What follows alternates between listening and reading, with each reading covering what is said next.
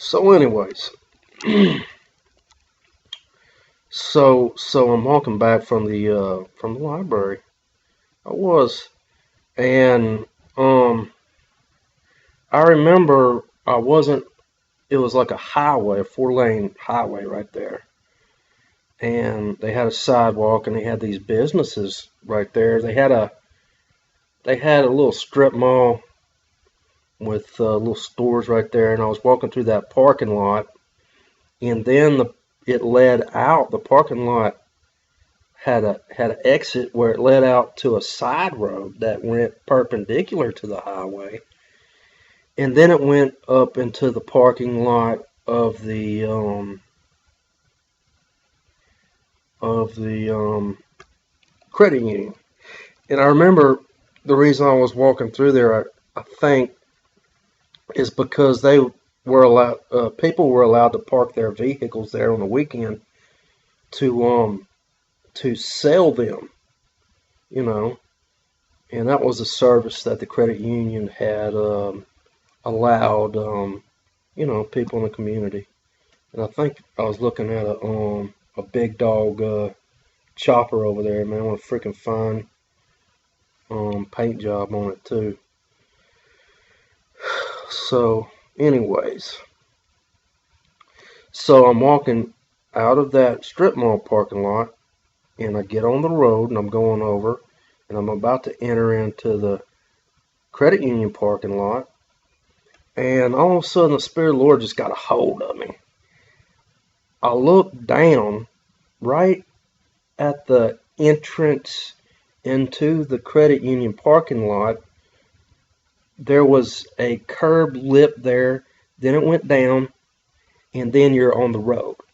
And all roads are built to where in the center of the road is the highest point, and it goes down like that, so the water will run down. So at the very beginning of the lip of that entrance to the parking lot, you have just a little lip like that, and right there's a bunch of little pieces of gravel, and there's a bunch of dust, a bunch of dried dirt dust right there. Okay, when I looked down,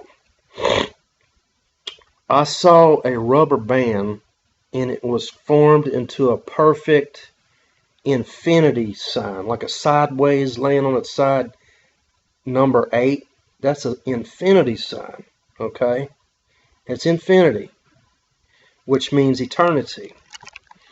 And it is a equivalent symbol for H, which is a symbol for God. Heth. Okay? So that means eternity. It does. And right on the side of it, there was a granite rock. Okay? And it was perfectly on the side of it. And somebody's leaving. I'm in a hotel. So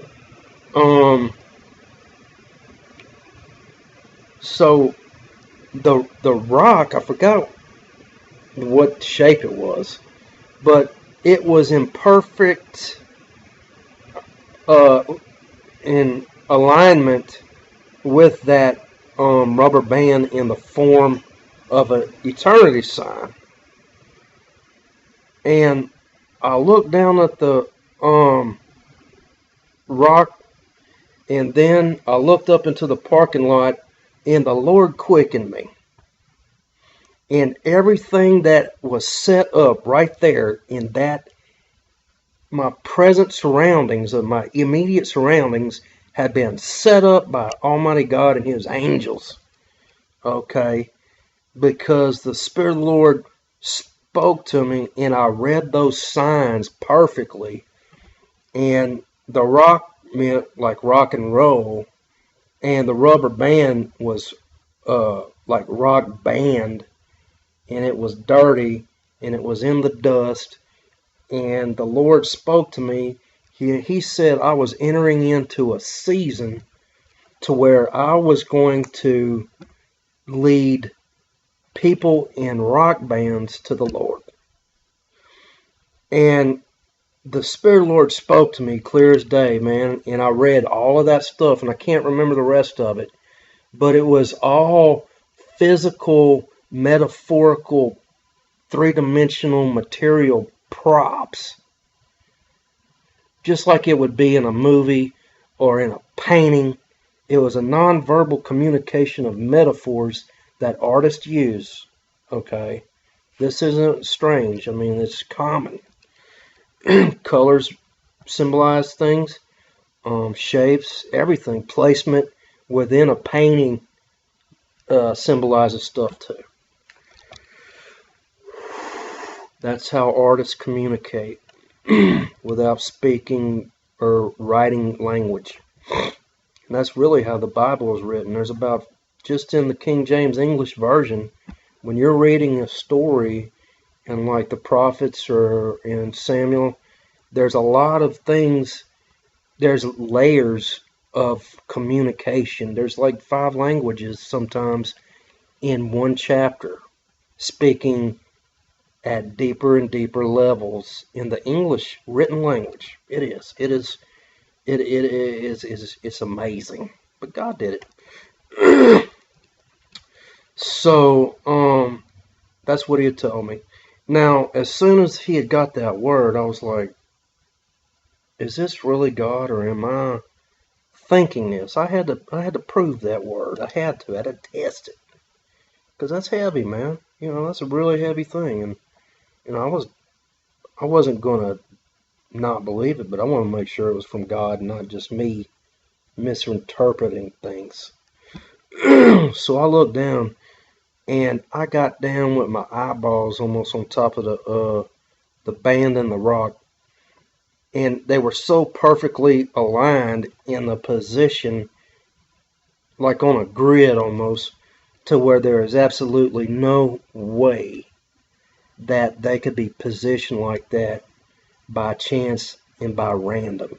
No vehicle, no wind, no water, no nothing could align that mess as perfectly as it was set right there for me to see. So it had to be an angel. It had to. And so you might be thinking, man, okay. So you're seeing stuff on the road and you're saying angels put it there. Okay, sure. Well, if you don't believe me, let me give you another story. I remember I was walking back from the library another time. And they had these skater teenager kids that lived in my neighborhood. The little double wide trailer park subdivision I lived in. And the kid lived there with his mom, and all the neighbors, most of the neighbors there were retired, and they hated that house because the kids were rowdy. and it was disturbing their retirement peace. But it was just a bunch of out of control little kids, man, really. And they had this Volvo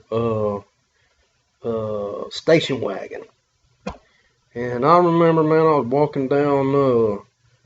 walking home, and I didn't know that they had lived there really until after this. Them little skinny little dopehead kids, man, they riding down the road, man, they started yelling at me, man. They got me kind of mad, dude. It's like they want to rag on me, dude, because I'm walking, and, you know, it kind of rubbed me the wrong way. So I didn't think much of it. So about a week later, 2 weeks later, I had started walking, man. I was trying to lose a bunch of weight. And, you know, and whenever those kids had left, I was thinking, you know, Lord, I said, you sent me to young people to reach them too. I said, I'm kind of like the Pied Piper, you know, leading out all the little freaking dirty little gutter rats, you know, out of the city. You know, because, you know, little wild out of control little teenagers are little gutter rats that nobody really gives a freaking crap about. And they're a nuisance to most people, like the people in that subdivision. And they don't want them there. they're a nuisance and they're pests. You stay tuned.